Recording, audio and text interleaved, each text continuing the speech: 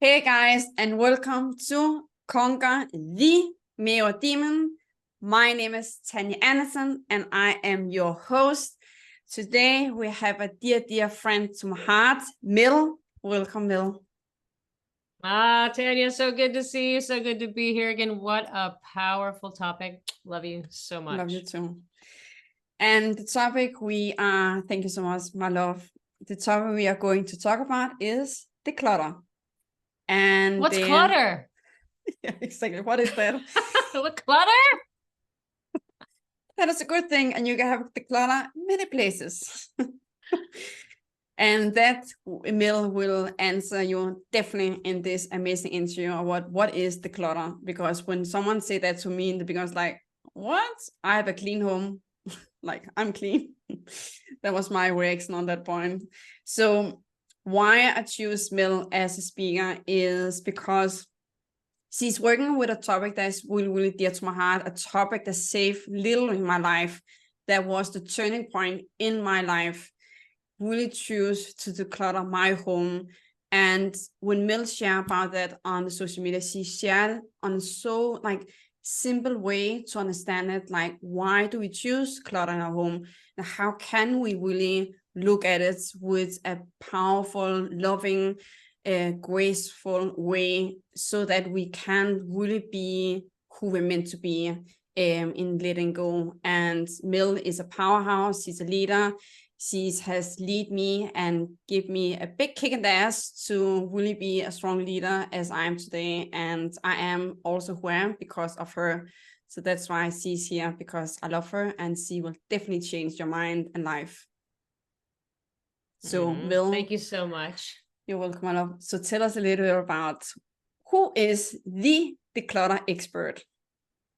The Clutter Expert. But first, let me just say thank you for all of your kind words. And, we're talking about the mirror, right? Whether it's a demon or reflecting the great things, because the mirror reflection is, the outside only reflects the inside. So whatever you see in me, my love, is also in you. So I celebrate you. You spot it, you got it. I acknowledge you.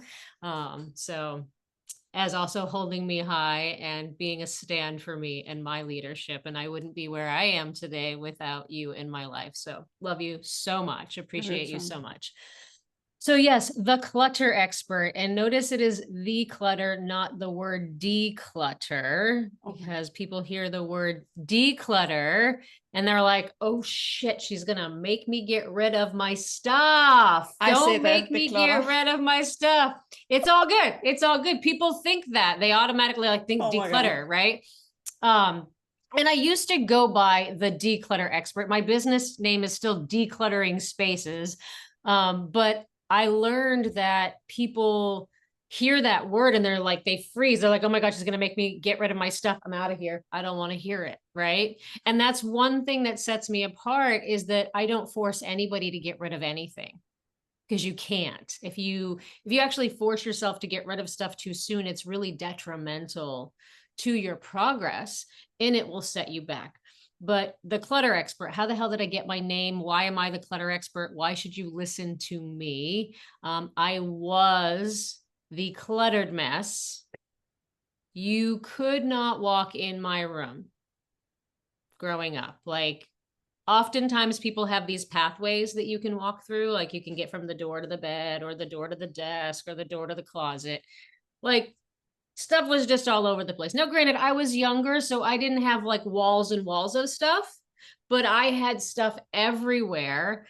And I was fine living that way. And I was also fine living in filth. I had trash all over the place. I had stuff all over the place. I didn't give a rat's ass about what my environment looked like, because quite frankly, at that point in my life, I also didn't care if I lived or died. I wasn't trying to kill myself, but I really wasn't trying to live either. And anybody out there, if you're listening, ever try to get organized, you clear your surface off, you get the closet organized, maybe you even get the car parked back in the garage, right? But what usually happens over time, the clutter just comes right back, right? The clutter just comes right back. And that would happen. My mom, because I never cleaned my room. If I did, it just went under the bed and in the closet, right? We didn't really clean it. But every once in a while, my mom would get pissed enough and she would clean it for me. And she'd do a really good job. She's uber organized, right? Like she would do a good job. But inevitably, it would go right back to the same chaotic mess. And what I didn't realize at the time is what we're going to be talking about today, that the outside, whatever's going on in your environment, whether it's your physical environment, the people in your lives, whatever's showing up outside of you is a mirror reflection of what's going on within you. And at that point in my life, I was what I call littered with inner clutter. Now, to be clear, every single human being has inner clutter. It may not manifest for you as physical stuff in your environment. Maybe you struggle with addictions, whether it's to Netflix and social media or hardcore drugs and alcohol, like I also had, or gambling or whatever. Or maybe you're carrying those extra pounds on your body and you've dieted and tried to release the weight and it's come back and all of that. Or you're in the debt cycle. You get into debt, you get out of debt, you get into debt, you get out of debt. Or the famous one is, oh my God, I'm too busy. I'm so overwhelmed. I don't have enough time. I work with more retired people that have less time now retired than they did when they were working full time raising a family. Okay. So there's the cluttered schedule. So if you're already trying to, cut yourself off and be like, this isn't for me because I don't have clutter, my house looks great. Let's look at some other areas in your life, because every single manifestation that I just mentioned, I also had. I was a crack cocaine addict. I was a crystal meth addict. I was overweight. I was in debt. I was too busy and didn't have enough time. So I have had all of the manifestations of clutter, not just the physical clutter. So what is this inner clutter that I mentioned that every single human being has? It is unprocessed emotions. Yes, you have unprocessed emotions. We don't learn the skills growing up how to process our emotions. And so our cells remember everything. And those emotions that we don't know how to process get stuck, and they get stuck in our cellular makeup. And from 0 to 8 years old, you actually don't have a filter. And so you believe everything you hear to be true. And so when you hear the stories from your parents or something happens in your life, like maybe your parent forgot to pick you up at school one day, or they were late, or something's minor, there doesn't have to be this huge, big trauma in your life. You then develop a belief and make up a story about yourself. So then there's also the stuff like money doesn't grow on trees and children should be seen and not heard, or whatever the stories are that you heard. Those are beliefs. And we're like computers, we're operating systems. We run on beliefs. Our beliefs are what generate our thoughts, and our thoughts are what create our reality. And so you hear these beliefs and you have no filter, so you just take them as truth. And so growing up through life, you now have this belief system of all these beliefs that act as your operating system. And then you have all these accumulated emotions from whatever experiences you've had in your life. And they could be really big traumatic events, or they could be really what you think is minor and insignificant, but you have unprocessed emotions from them. So some people have sexual abuse and abandonment and trauma.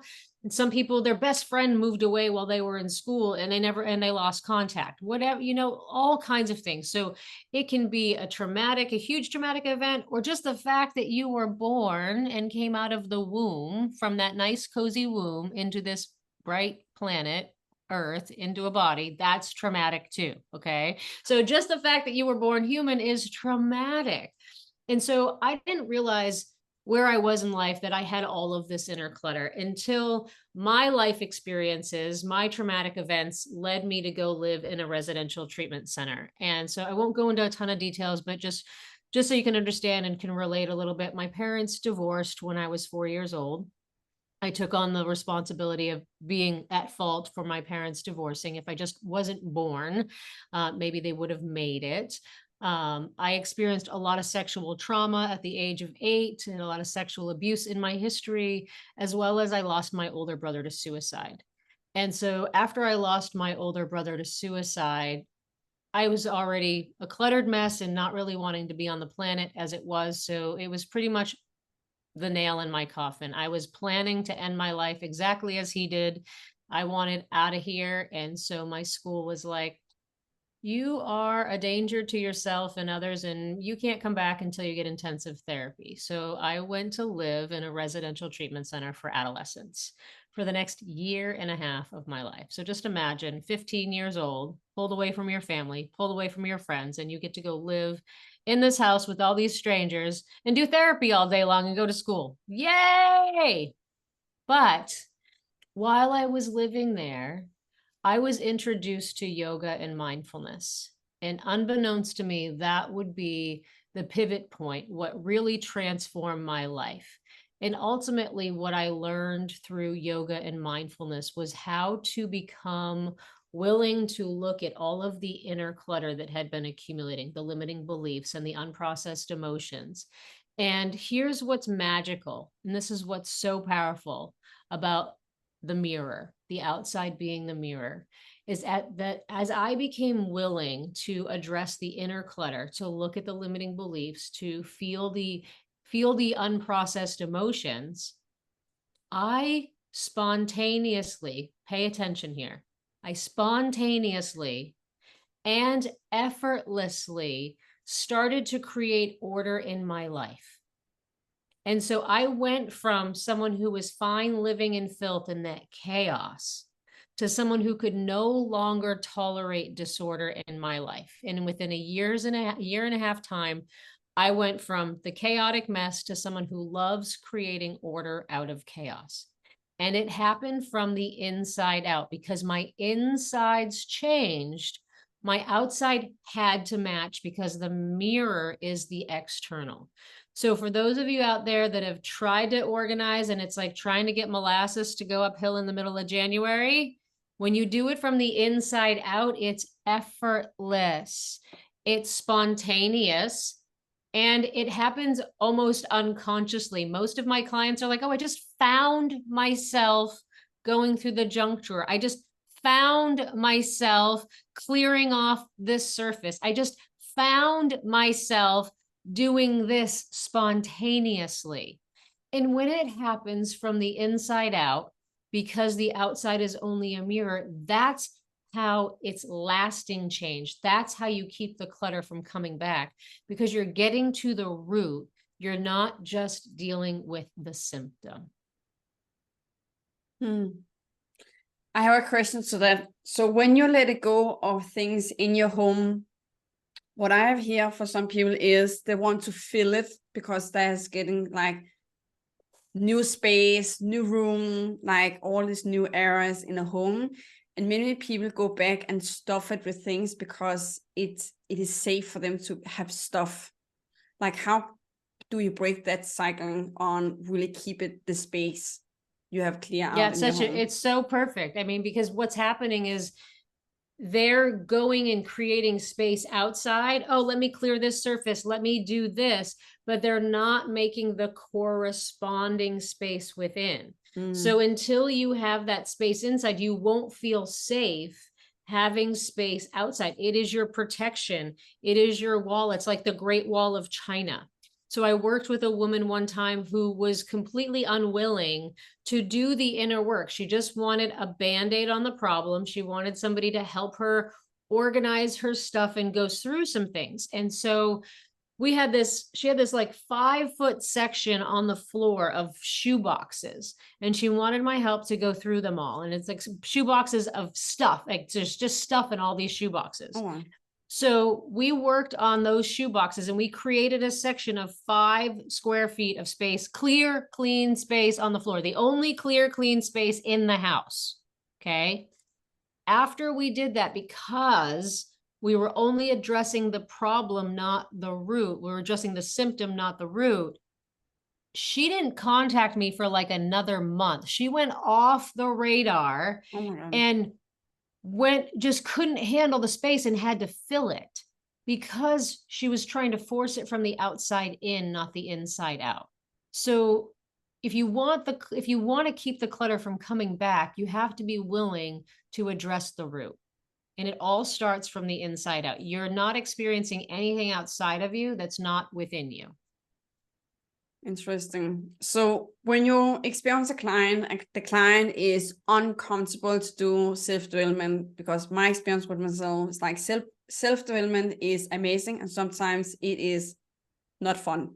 It is very like down to business, want running away sometimes. Like, if a person comes to you and the person is so scared to look inside themselves, like, how do the person step forward in choosing the inside work? You know, if people are willing, because here's the thing, clearing the clutter, getting free from clutter in your life is not for the faint of heart. It's not a comfortable journey. Who wants to face the demons? Who wants to look within and look at all the accumulation of the stories of I'm not worthy, I'm not good enough, I don't matter, I should just be, you know, whatever the stories are, and then all of the yucky emotions. Who wants to feel sadness? Who wants to feel grief? Who wants to feel pain? Who wants to feel regret? Who wants to feel any of that stuff? None of us want to feel those things. No. So of course we're like, yeah, forget it. I don't want to see you. I don't want to see you. I'll just consume, whether I'm buying a bunch of shit or I'm shoving food in my mouth or I'm doing drugs or I'm going into the next relationship, or I'm going to just stay so busy that I don't have to get quiet with myself and really see what's going on. So number one, it's not for the faint of heart. It takes courage to be willing to look.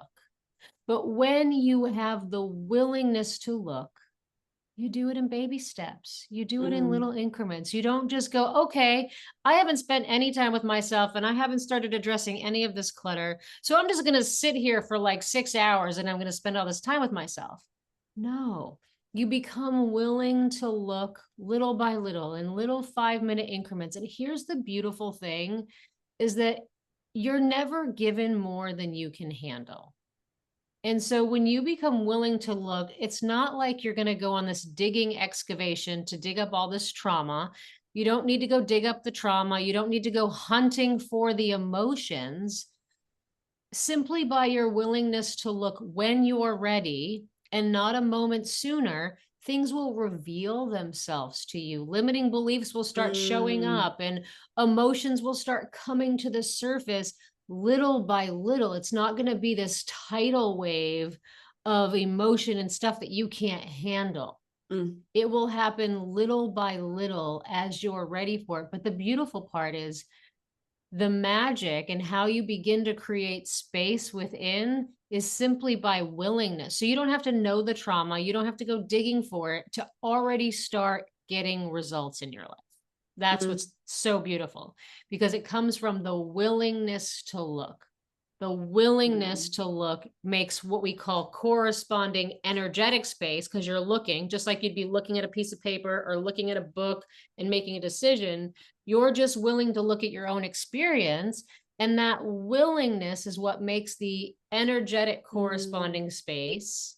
And because the outside is only a mirror, it has to match. You start to make corresponding space in your environment. So you find yourself clearing off the table and going through the junk drawer and eating something different and spending less time with this person, and finding money start showing up in your world. Like every area of your life starts to get better. Oh my God. It's so interesting. There's so many interesting areas in life where we can get to choose clutter. It's like, what word? I get to use. And it's just interesting you say that, because before I choose to clutter my home the 21 April 2019, where I make a choice on cleaning out my space, like everything, I was living like I was cleaning every Sunday, a whole Sunday I was cleaning. Like my home was clean and perfect, beautiful things, like, oh, shining. What I have in my home was, I was attached to things that remind my brain around trauma. And I judge myself so deeply I judge myself and also choose to do self-harm to myself on picking skin of myself and other funny things I choose. because I judged myself around. I had so much shame, like why I choose to put so many monies on 2 educations and it will not stick in my brain. And I judge myself so much. When I choose to clutter my home, the tools I learn, like the wisdom is just like, boop, start to like, what is happening in my brain? So it's just interesting. Like when you choose to let it go, it's just like they break like a puzzle. It's just like, boop, falling together. Yes. Yes. So good. So good. Yeah. So I have a funny questions around. I also know you're working with that, Mel, around clutter. It can be like in home. It can also be like in relationship. And relationship, it is very new for me. As you know, I chose that for last week ago to clutter all my relationships. And that is a funny thing, what is coming up in my mind around Benjamin's issues, drama, and like in this act, when we choose to clutter our home or relationships or food or the areas of Netflix, like there's a lot of areas. What is a good tool for the person to feel safe in their own body? Like really feel they're okay, there's nothing wrong with them when they choose to clutter something. Yeah, such a great question. So whatever the manifestation of clutter is, whether it's physical clutter, addiction, relationships, being busy, money, whatever the manifestation is, it accumulates for one reason. So super simple. You don't need to know why. You don't need to know the story. You don't need to know any of it.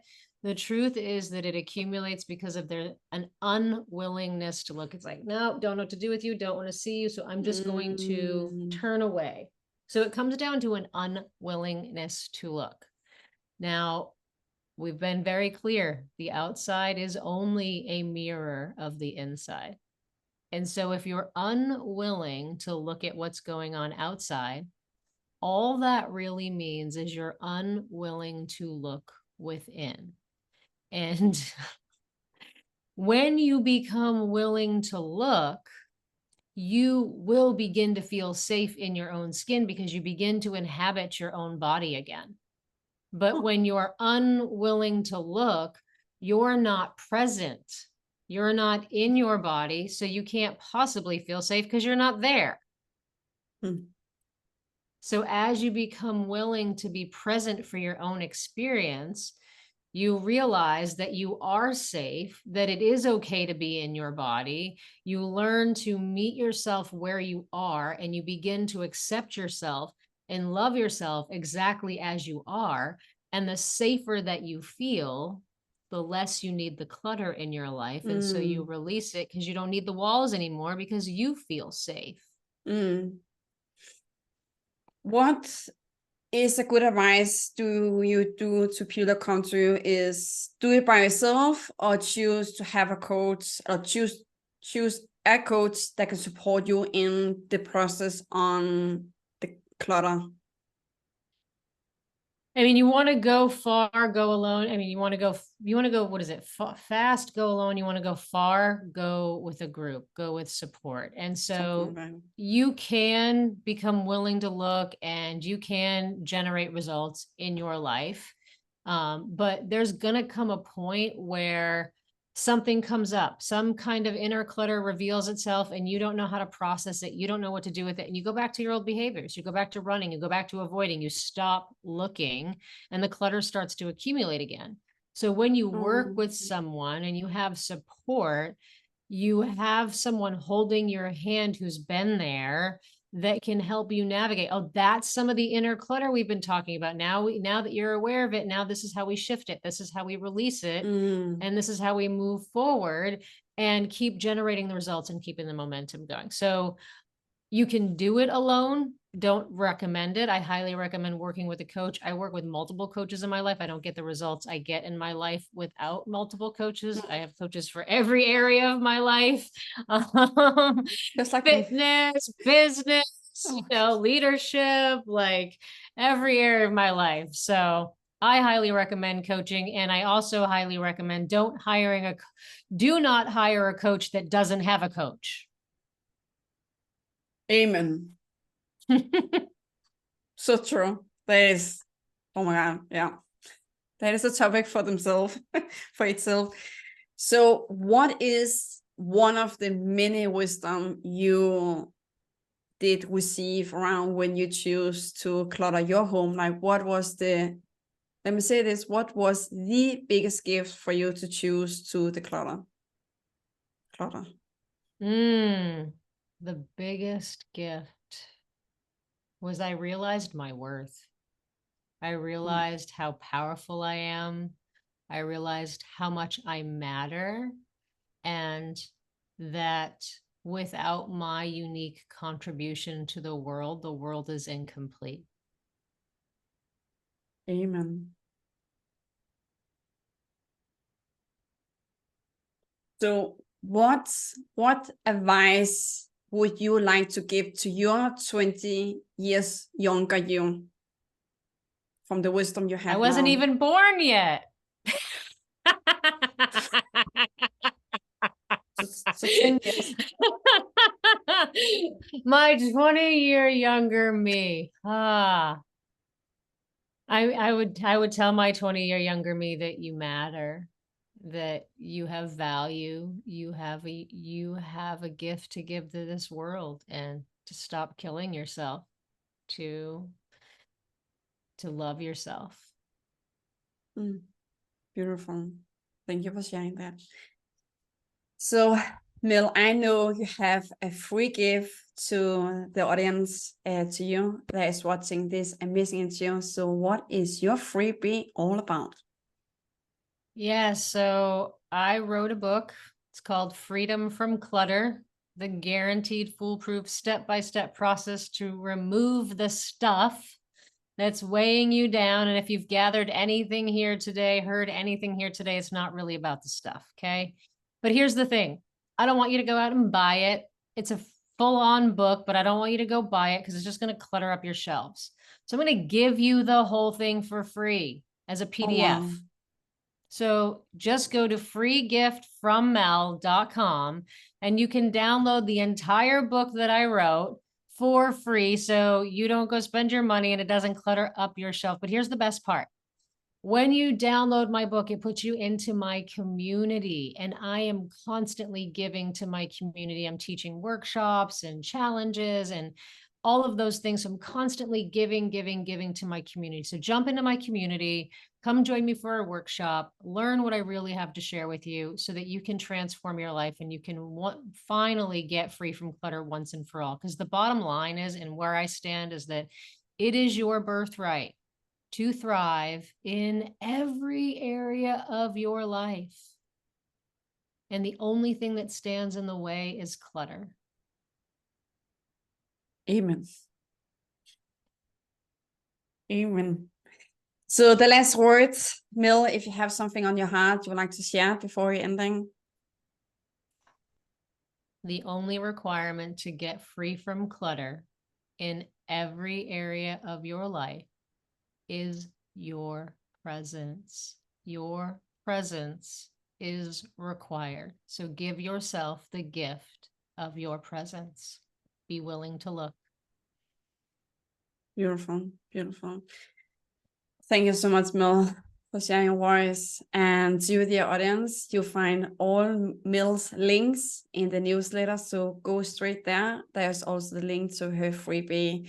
So you get the right link and get it now. So we invite you to go there and click on the link right now and give yourself that gift.